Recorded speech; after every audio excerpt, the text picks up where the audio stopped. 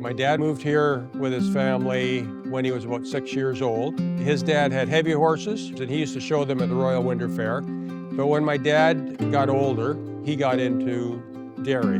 That started about 1947, and it's great that the farm is continuing on in the next generation.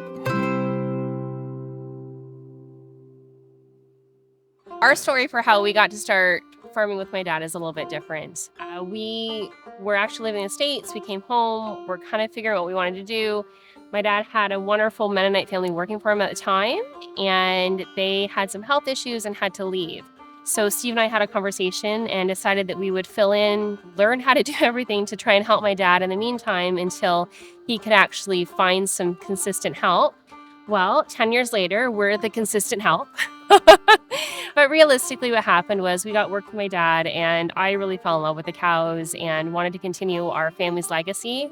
And Steve loved me enough to keep it going with us. So that's where we're at. And now we've got our little one here, and she's already loving the cows.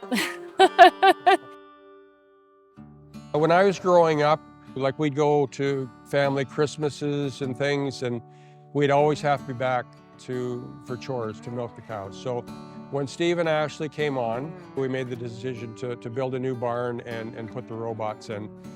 It's still a lot of work, and it's still time consuming, you still have to be there, but it gives you more flexibility. You don't have to be there at 5 in the morning and 5 at night to milk the cows. Well, I think the biggest difference between farm families and other families are that the farm always comes first. It's not a choice. It's not I guess maybe we should. It's no, we have to get back. We have to take care of the chores. We have to feed the animals. So there's not a lot of free weekends. There's not a lot of free evenings. So it's just making the farm the priority all the time because it's just the way that it is. It's not a job, it's a lifestyle. Yeah. And everybody expects farmers to be the toughest ones out there, have all the answers, that they never ask for help. So knowing when to ask other people, other farmers, other people, family for help, one of the biggest things. Physical labor is a great stress reliever. It's one thing that farmers have is physical labor, maybe not even as much as we did in the past, but we don't go to the gym. We just work out right here. Call it Farm Fit.